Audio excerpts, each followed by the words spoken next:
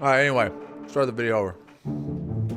Fucking weird, dude. I get the weirdest comments. In 1950, an article was published in multiple American newspapers highlighting numerous unexplained disappearances between the coast of Florida and the island of Bermuda.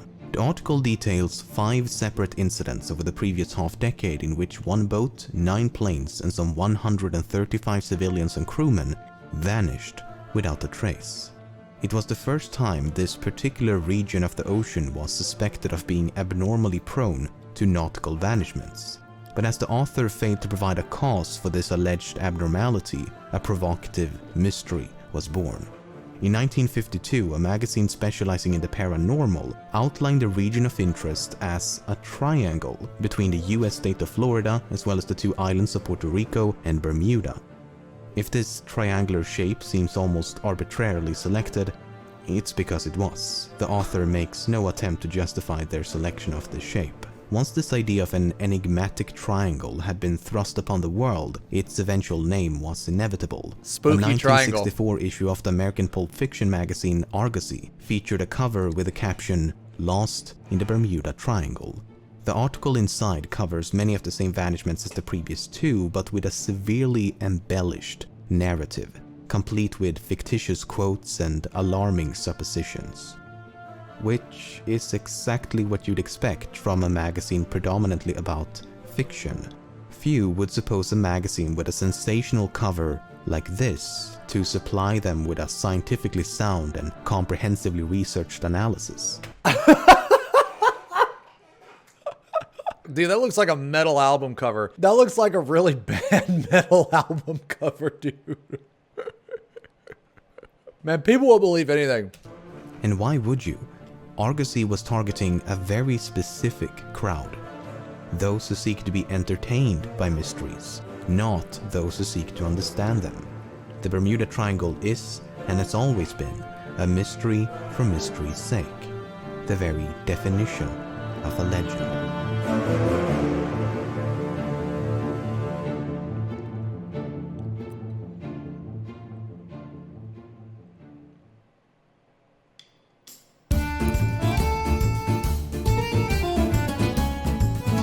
One of the oldest stories said to Banger exemplify the alert. mysterious qualities of the Bermuda Triangle is that of the first transatlantic voyage by Christopher Columbus in 1492. 3 events are said to be of note. The crew observed a fireball of some kind, their compasses inexplicably malfunctioned, and a strange light seemed to be A fireball in the sky? I feel like if you see a fireball in the sky and your compasses are fucked up and there's a strange light, you should just fucking turn back. I saw the reflection of Zeem's head. suspended above the ocean surface. The fireball was more precisely described as a marvelous branch of fire that fell from the sky into the sea. While invoking aliens and UFOs would certainly be more exciting, there's really no need, as a meteor would be more than qualified to account for that description. In fact, shooting stars are the most common in September due to the orbit and tilt of the Earth, and this sighting occurred on September the 15th. On September the 17th, the crew noticed their compasses misaligned with the North Star. This was certainly alarming at the time, but we've since learned that this is due to an effect known as magnetic declination. In short, the needle in a compass aligns with magnetic north, while the North Star aligns with true north.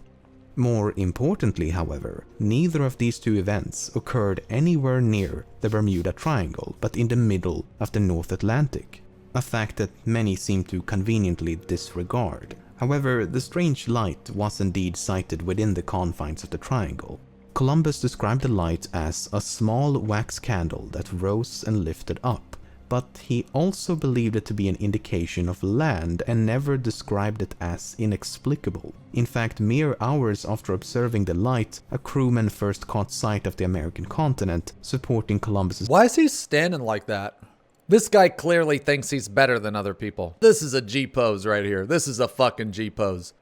suspicion of the light. A crewman first caught sight of the American continent, supporting Columbus's suspicion that the light emanated from a nearby landmass, perhaps a torch or bonfire by the indigenous population. As should be evident by now, this is all very mysterious, as long as you refrain from looking beneath the surface.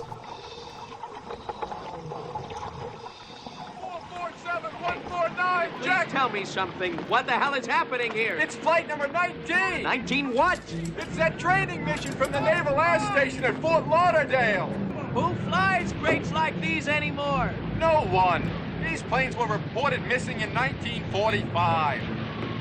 Flight 19, featured here in Close Encounters of the Third Kind, is possibly the most famous disappearance connected to the Bermuda Triangle. Some would argue it is the catalyst for the entire phenomenon. The story goes like this.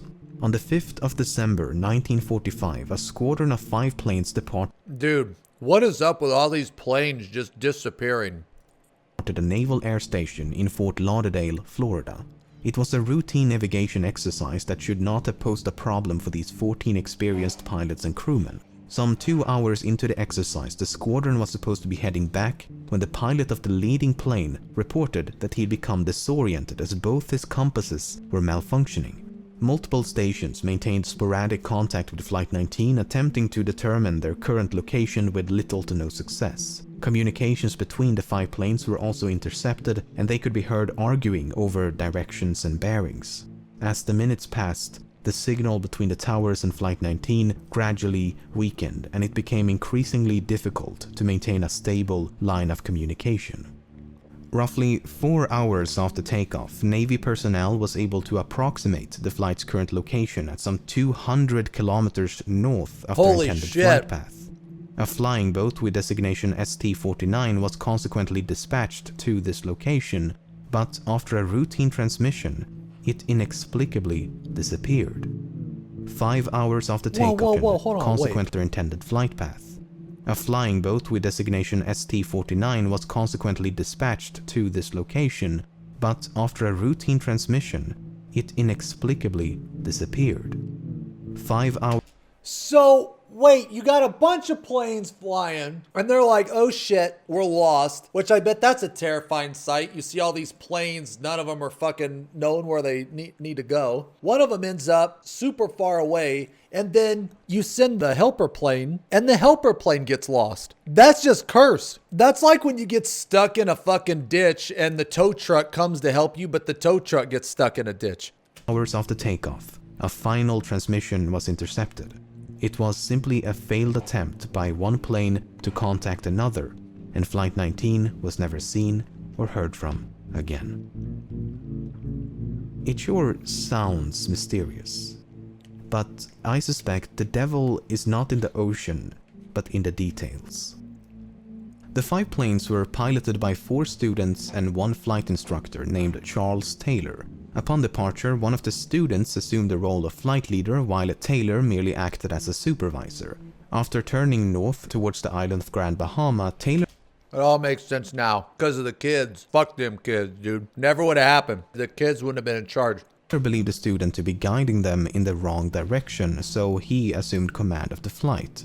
As you read the radio logs and testimonies by Navy personnel, it becomes evident that Taylor confused the islands in the Bahamas for the islands in the Florida Keys. He was heard saying, "Both my compasses are out and I am trying to find Fort Lauderdale, Florida. I am over land but it's broken. I'm sure I'm in the Keys, but I don't know how far down and I don't know how to get to Fort Lauderdale."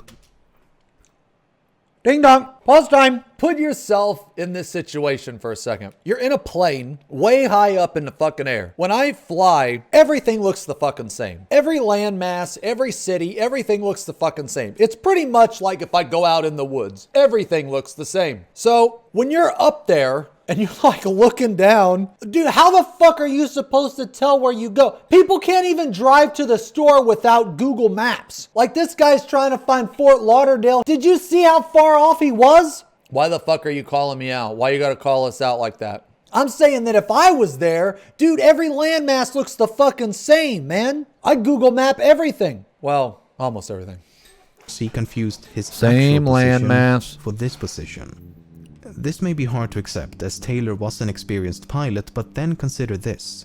Taylor had previously been stationed as a flight instructor at the Naval Air Station in Miami, and training exercises launched from Miami took place over the Florida Keys. Prior to that, he'd been stationed at Key West in... No. I know why. This is why he confused it. Because it's just like the party finder. Okay, let's say you're in the party finder and you have that one position you always go to, right? Like I try to mix it up, you know, but sometimes I do get confused. Let's say you're tanking UCOB and you always go 1L. Well, there's going to be that party where, you know what? You might have to go 1 right. And when you look there, you might not see the tower on nail. You might see a marker and you might confuse the marker with the tower on nail. And you're like, oh shit, okay, so then you get knocked back into the marker. You know what I mean? It happens, dude. It happens. So this is a party finder experience, but without party finder.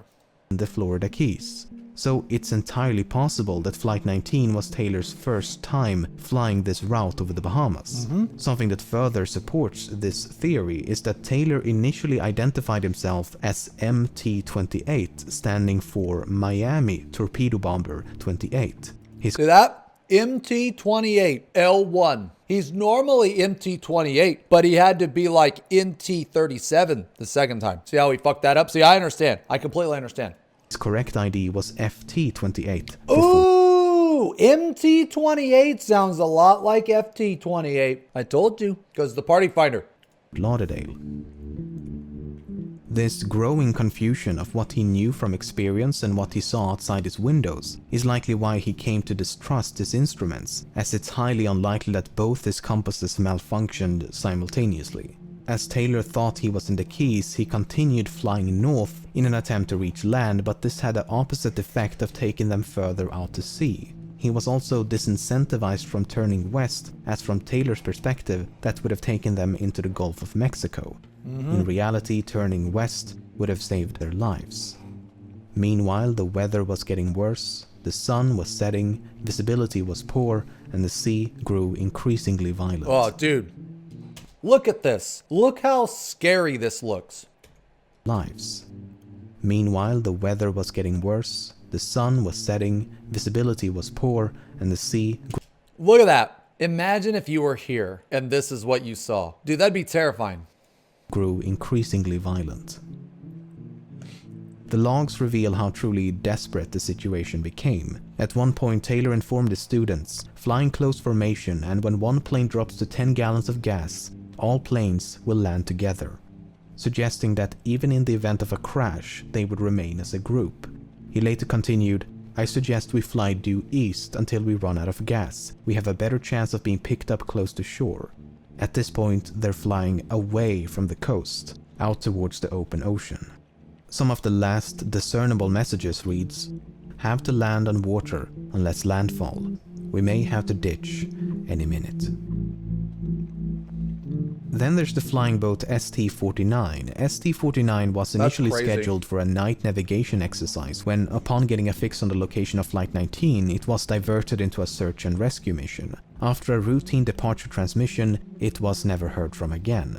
But it was likely seen again. 23 minutes after ST-49 took off, a ship reported seeing a plane catch fire and explode upon impact with the ocean. The resulting inferno continued for several minutes, with flames rising some 30 meters above the ocean surface. Once the ship reached the location of the explosion, it found debris and a pool of oil, but no survivors. Yet another ship equipped with radar observed as a plane vanished from the screen at the exact same time the explosion was sighted. While an explosion is certainly surprising given that pre-flight checks revealed nothing of note, the plane had went aground due to a malfunctioning engine the day before. What exactly went aground entails is not elaborated upon, but it did warrant inspection of the plane's hull. Some Navy personnel immediately presumed the reported explosion was linked to the missing ST-49. Nothing and no one was ever found, though multiple planes and ships did report sightings of flares and various debris. All available evidence suggests that Flight 19 crashed into the ocean once they ran out of fuel, while ST-49 combusted and exploded, possibly due to a malfunctioning engine. Holy the shit. 6 planes and all 27 airmen aboard sank into the ocean, leaving no trace behind. But not every incident can be so thoroughly explained.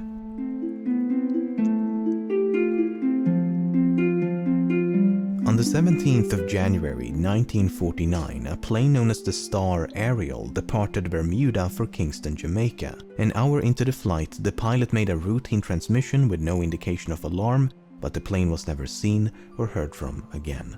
There was no evidence of a crash and no distress call had been received. The weather was excellent for the entire duration of the flight. The pilot and his crew was highly experienced and had flown this specific route many times before, and the plane was in working condition prior to departure. A succeeding investigation failed to determine a probable cause due to a lack of evidence.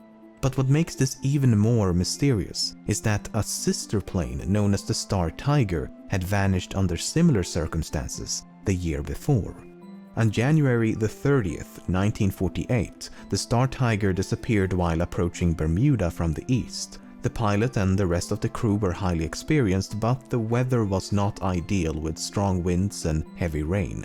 The strong winds had blown the plane off course just an hour before their last transmission, and they were never seen or heard from again. The succeeding investigation concluded, "In closing this report, it may truly be said that no more baffling problem has ever been presented for investigation. What happened in this case will never be known, and the fate of Star Tiger must remain an unsolved mystery."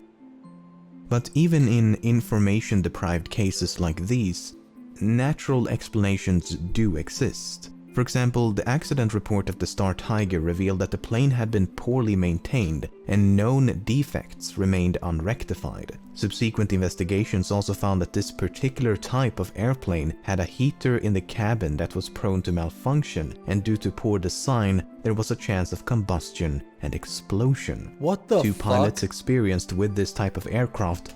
Why would you not fix it or remove it? That's fucking crazy. It was the 70s. It was the 70s. Believed this was a real possibility, and one of them stated, "My theory is that hydraulic vapor escaped from a leak which got onto a hot heater and caused an explosion."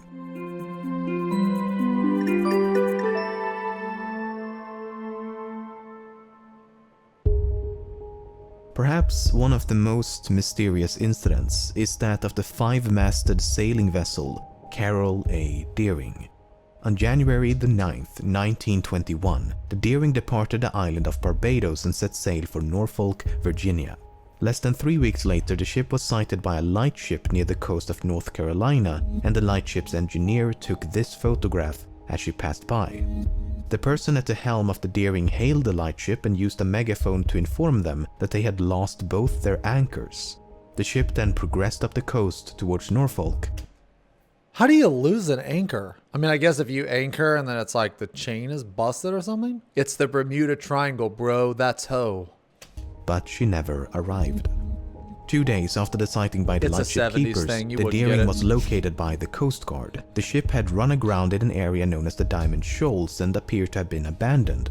This was confirmed once the ship was boarded a few days later, and the ship's log, the crew's personal belongings, key navigational equipment, various documents, 2 lifeboats, as well as the ship's 2 anchors were found to be missing. Furthermore, the steering wheel and other equipment also appeared to have been intentionally destroyed with a sledgehammer.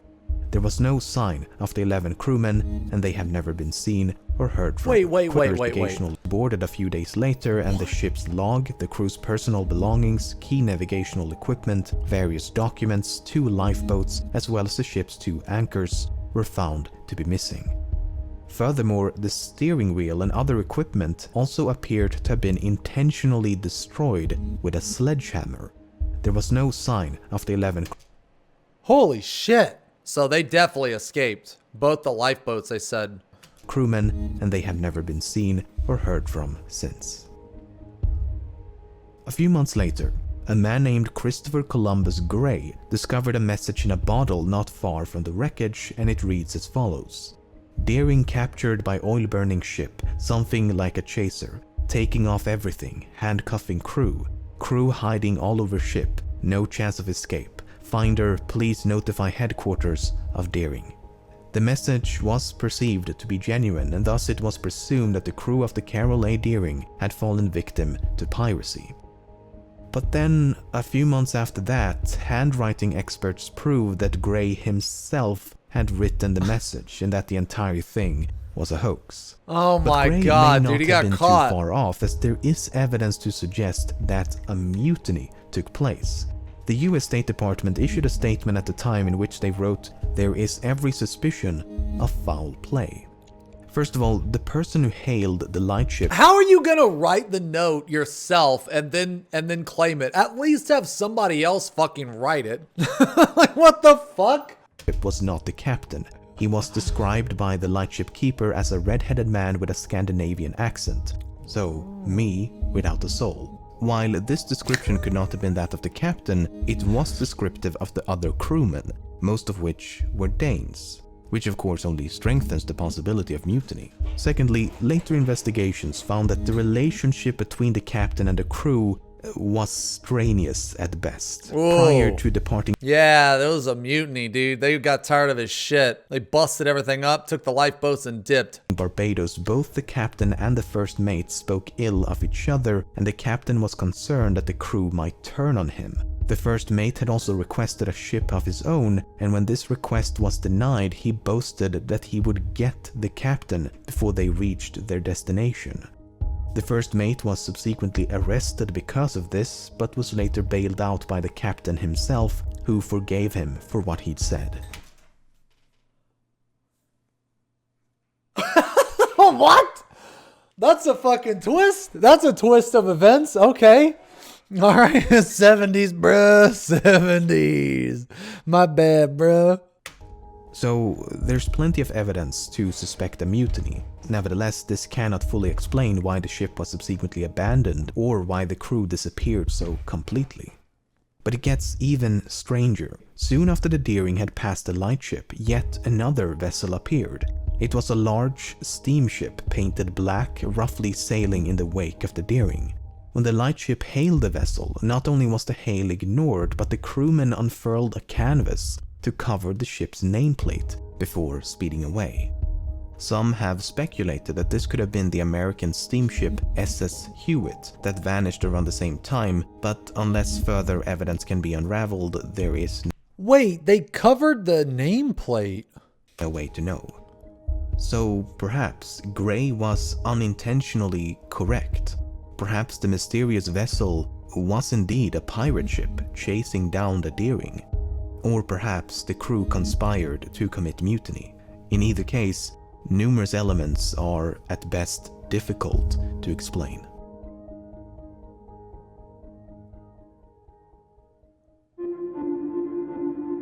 To conclude this video, I'd like to talk about the triangle itself. If the Bermuda Triangle was anything but a legend, why is it not marked on publicly available maps and nautical charts? If the US Coast Guard is so concerned with the safety of others, don't you think they have a responsibility to warn the populace about this abnormally dangerous region of the ocean? Yet they and every other relevant authority willfully allow hundreds of ships and planes to sail and fly through the region every single day without as much as a warning. If we need a sign for wet floors, a sign for imminent death by supernatural Warning, dangerous triangle ahead. Proceed with caution or turn around or whatever. forces seems justifiable. After all, the region that is the Bermuda Triangle is a highly trafficked region of the ocean. Now, one could argue that more traffic equals more accidents, thus more vanishments, but that would almost make a bit too much sense. One of the articles I showcased at the beginning of the video concludes with this open-ended question. Will somebody please come up with an explanation or even suggestion as to just where all these planes, ships, and possibly submarines did go? I'm gonna take a wild stab at this and say the ocean. The ships and planes and possibly submarines sank into the depths of the ocean. Do they float? Nope, they sink. I don't know what to tell you, but a catastrophe at sea and buoyancy are just not the best of friends. Besides, do you really want to listen to a clown in a sewer drain over the physical loss of reality itself? Oh, yes. They float, Georgie. They float. Okay, maybe I'm overtly Yo, did you guys like the remake of that? There's like 2 parts, part 1, part 2. I thought part 1 was absolutely fucking awesome. I thought part 2 was okay. Although I can say in the second one, man, some of the kills were pretty cool. But I thought the first one was like super fucking badass. Facetious at this point, but the absurdity of this phenomenon is also The best part about the movie, though, is Pennywise. The actor they got to play Pennywise was just as good, if not better. You know what? Okay, the actor they got to play Pennywise was ridiculously fucking good, but he was just different than Tim Curry. Like, Bill's, I felt, was more like actual scary, but like Tim Curry's was more like funny. You know what I mean? And they both played it really well, but dude, Pennywise is the best part. I'm a Pennywise simp, dude. So what makes it so fascinating to me. Despite my best efforts, I've been totally unsuccessful in my attempts to understand what exactly constitutes as a Bermuda Triangle disappearance. How does one know when to attribute a missing craft to the Bermuda Triangle? Yeah, I like both Heath It Ledger and sounds Jack like, and it Nicholson. truly should be an easy question to answer, but it is anything but. In some cases, such as in the case of Flight 19, the incident occurred within the general confines of the triangle, but Flight 19 is an exception. Most vanishments occur when the route of a plane or ship simply overlapped the triangle. In 1963, a ship known as the SS Marine Sulphur Queen departed a harbor in Beaumont, Texas, heading for Norfolk, Virginia. Her last known location was here, but then she just vanished, as if sinking into some inexplicable abyss. Her disappearance is blamed on the powers of the triangle, despite the fact that the ship is just as likely to have disappeared in the Gulf of Mexico. In fact, the Coast Guard believes she disappeared just before reaching the Florida Keys, but what do they know? In 1954, a plane disappeared once. Damn! Damn! Sheesh! Traveling between the That's US it, state bye. of Maryland and the That's it. Azores. It is Bye. said to be a victim of the Bermuda Triangle despite being outside its boundaries. It's even more embarrassing in the case of the aforementioned Carol A. Deering, as she safely traversed the entire Bermuda Triangle, only to go all hocus pocus once she had cleared it. Proponents will often justify these inclusions by invoking arguments of adjacent regions. In other words, disappearances in close proximity of the triangle should be considered part of the triangle. Okay, but how far do these adjacent regions extend? Is the Gulf of Mexico an adjacent region? The Caribbean Sea? The coast of Brazil? The coast of Nova Scotia? The entire North Atlantic, perhaps? If that's the case, why even bother with a triangle to begin with? I've compiled a list of some 40 disappearances said to be connected to the Bermuda Triangle, and if they are all to be included, I think we need a bigger triangle. If anything, the true mystery behind the Bermuda Triangle is why people so adamantly insist upon it being mysterious. As far as I can tell, there is nothing uniquely conspicuous about this location as compared to the rest of the ocean. Ships and planes vanishing without a trace is unfortunately quite common and certainly not limited to a corner of the North Atlantic Ocean. The amount of vanishments in a given area is largely dependent on factors such as the amount of traffic, the frequency of adverse meteorological phenomena, and the presence of powerful oceanic currents. The Bermuda Triangle ticks all 3 boxes. There's a ton of traffic, it is frequently invaded by hurricanes and storms, and it is intersected by the Gulf Stream. But I have to say the most crucial flaw of this alleged enigma is the variation. The fundamental aspect of the Bermuda Triangle is that these incidents can somehow be correlated, yet each disappearance could not be more different. Some vanishments occur during a storm, some when the sky is clear, some when the sea is turbulent, some when the sea is calm, some during the day, some during the night. Probable causes include mechanical failure, explosions, human error, sabotage, fuel starvation, inexperience, piracy, mutiny, etc. Some ships and planes are brand new, some are many decades old, some are extremely large, some are tiny. Bodies, debris and wreckage can at times be recovered, other times it cannot. A distress signal is sometimes transceived, sometimes it is not. It involves every type of vessel and every type of aircraft. They can be traveling at any speed, in any direction, at any altitude, with any number of passengers for any amount of time for any reason. Whatever this mysterious force is, it is certainly not selective about what, when, or how it strikes. No, I got it. It's if anything were to come in contact at all with the Bermuda Triangle. That's what it is. Once something departs on a journey, if during that journey it goes past the Bermuda Triangle, all bets are off. Because the Bermuda Triangle is self-aware. It has a conscience. And it knows when planes are going to go through it. So sometimes it's a very moody triangle. Sometimes it's like, nah, I don't want any visitors today. So it just makes the ship disappear before it gets to it. Some days it feels lonely. You know what? Come on through. And then it's like, you know, I'm moody as shit and you didn't stay long enough. So bam, you're out of the sky. See you, nerd. I feel like that's what it is. Yeah.